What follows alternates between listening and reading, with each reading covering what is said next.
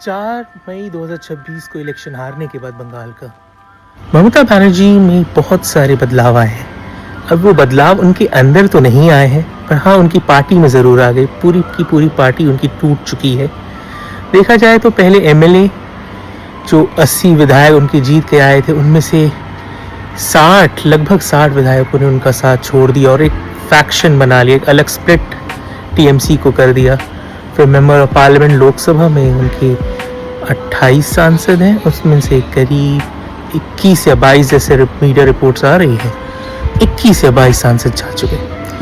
अब बात रही राज्यसभा में कई सारे सांसद जो उनके हैं, उन्होंने इस्तीफा दे दिया है।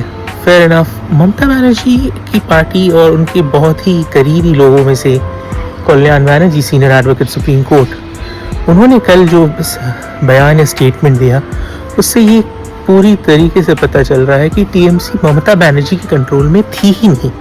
टीएमसी पूरी तरीके से अभिषेक बनर्जी के कंट्रोल में आ चुकी थी। उनके खुद के लीडर्स, उनके खुद के लोग जो उनके बहुत क्लोज थे, बहुत उनको मानते थे, उनमें से कईयों ने उनका साथ छोड़ दिया। और कल्याण बनर्जी उनके अंतिम वो लोगों में से हैं जो कह रहे हैं कि अब आपको भतीजा चाहिए या पार्टी।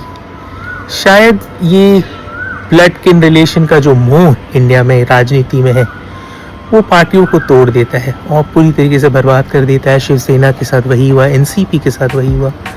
अब ये टीएमसी तो जिस तरीके से बिखरी है, कोई नहीं बिखरता। टीएमसी बहुत बुरी तरीके से उन्होंने वो चुनाव तो हार चुकी थी, बट फिर भी उनके पास 80 विधायक थे और वो विधायक भी लगता वो वेट कर रहे थे कि कैसे ममता जाए और हम कुछ नया करें।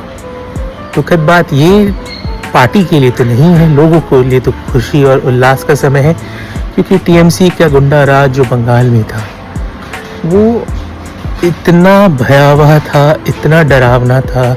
महिलाओं के साथ, बच्चों के साथ, वर्किंग वुमेन स्पेशली उनके साथ, पुरुषों के साथ, उनके घरों को हर जगह टोलाबाजी, हर जगह वो पैसा मांगते थे। लोगों का फ्रस्ट्रेशन या उनका जो दुख है वो आप वीडियो के माध्यम से या आप सोशल मीडिया के माध्यम से देख ही सकते हैं। हर जगह लोग बोल रहे हैं कि उनके साथ क्या क्या नहीं होता था। हर जगह कट मनी, हर जगह आपको एक्सटॉर्शन का पैसा देना पड़ता था। आप घर बनाए तो, ज़मीन ले तो, आपको बिजनेस शुरू करे तो, आप इवन छोटे छोटे चेंजेस अब घर के अंदर जो करते थे, अगर उन्हें पता चल जाए घर के अंदर कोई कंस्ट्रक्शन चल रहा, उस पर वो कर देते थे।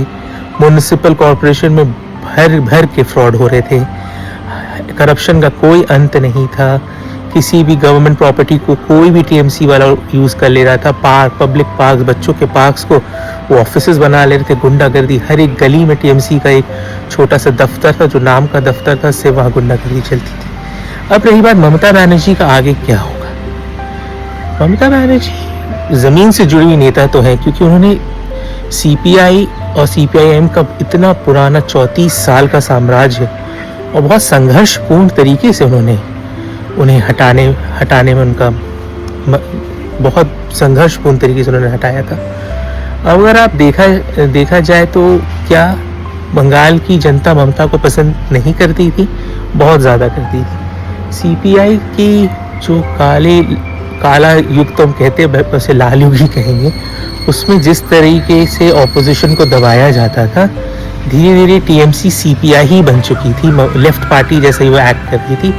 जनता की आवाज़ को, पार्टी के अंदर के लोकतंत्र को मारा जा चुका था। कई नेता बाहर आके कह रहे हैं कि उनकी सुनी ही नहीं जाती थी। उन्हें सब स्टैंडर्ड लीडर्स के रूप में अभिषेक ट्रीट करते थे। बड़े बड़े जिनसे सीनियर लीडर्स, अभिषेक तो कुछ साल पहले ही टीएमसी से जुड़े, कई सीनियर लीडर जो ममता के साथ 1984-85 से हैं, उनके साथ भी वो वैसे ही करते थे, जो कि दिखाता था कि पार्टी में नाम की लीडर से ममता थी, असली कंट्रोल तो अभिषेक के पास था। अब क्या ममता इस उम्र में, जो 71 वर्ष की उम्र में, आप सोच सकते हैं क्या ममता वापसी करेंगी?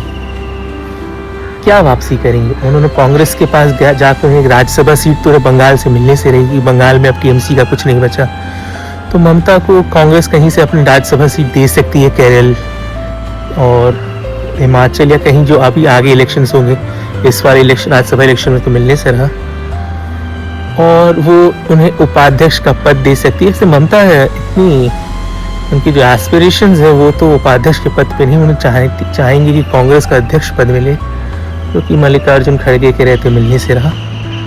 या इतना बड़ा, जैसे कांग्रेस तो गलतियों का ही महामंडल है, वो इतनी गलतियां कर चुकी है, वो अपने इतने अच्छे अच्छे लीडर्स को खो चुकी है कि उनसे ये गलती हो भी जाए कोई इसमें बड़ी बात नहीं है।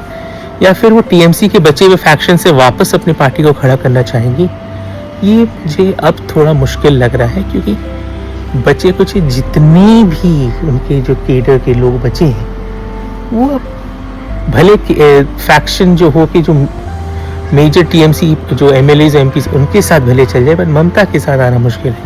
या फिर वो सिंगूर जैसे फिर कोई आंदोलन करेंगी जिसके चलते उन्होंने लेफ्ट के बुद्धदेव भट्टाचार्य और ज्योति बसु की इतनी पुरानी पार्टी को, इतनी स्ट्रॉन्ग होल्डिंग्स रखने वाले लेफ्ट पार्टीज को उन्होंने बंगाल से उखाड़ फेंका था। एक और नई चीज़ जो सुनने में आ रही है, जो पत्रकार गण जो ग्राउंड लेवल पे हैं, वो कह रहे हैं कि सीपीआई धीरे धीरे सोच रही है मुख्य ऑपोजिशन बनने की, क्योंकि टीएमसी के कई सारे केडर सीपीआई से ही आए थे। तो वापस सीपीआई कहीं वापस लेफ्ट पार्टी बंगाल में अपने आप को अपनी मौजूदगी दर्ज ना कर ले। क्या ममता वापस इस तरह कोई आंदोलन करके, और अभी तो अभी तो पूरी तरीके से बंगाल की जनता प्रो शुभेंदु अधिकारी, प्रो बीजेपी हो चुकी है। और एक बहुत बड़ी बात है, अगर आप किसी बंगाली से पूछिएगा या कोई बंगाली जो अपने अस्मिता के लिए रहते हैं, वो जल्दी बीजेपी को वो कभी नहीं आने देते। बीजेपी पे आने का सबसे बड़ा कारण है कि ममता ने अपने ही लोगों का मर्दन किया। वो उन्होंने उनके साथ गलत किया जिन्होंने उन्हें उनके संघर्ष के दिनों में साथ दिया। वो जनता जो उन्हें बहुत मानती थी, अपनी बहन बेटी माँ के समान मानती थी, उन्होंने उनको धोखा दिया। और अब वो जनता जब वो देख चुकी कि बंगाल में कोई लोकल ऐसी कोई पार्टी नहीं बची, न टीएमसी, न सीपीआई, न कांग्रेस जो थी पहले, जो उनकी बातों को उठा सकी, तब उन्होंने बीजेपी को आने दिया। और बीजेपी ने उन्हें शुद्ध राजनीति में कहा जाए तो डेमोक्रेटिकली अपने तरीके से उन्होंने चुनाव लड़ा और वो जीते, क्योंकि एक लोकतंत्र की सबसे बड़ी खासियत है। बट सबसे बड़ी चीज़ अगर आप कोई पूछे मुझसे अभी क्या ममता वापसी कर सकती हैं, तो इसका चांस बहुत कम है। बट फिर भी वो ज़मीन से जुड़ी नेता है, क्या उनके अंदर चल रहा वो तो वही जाने।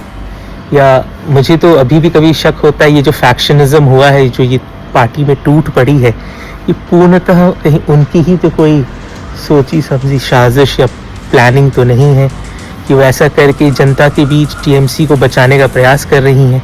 ये जनता में सबसे ज़्यादा आक्रोश उनके और उनके भतीजे भाईपो अभिषेक बैनर्जी पे है, जो गाना भी बना फाइल चोर गोरू चोर, इस पे इन दोनों का ही सबसे ज़्यादा नाम लिया गया है। और पुत्र तो नहीं, भतीजा मुँह जो इनका है, भाई भतीजावाद जो नेपोटिज्म है इस पार्टी के अंदर, उसने पार्टी को तो पूरी तरीके से बर्बाद कर दिया। वरना ममता बनर्जी जैसी स्टॉलवर्ट लीडर को कोई बंगाल से हटा नहीं सकता था। जय हिंद।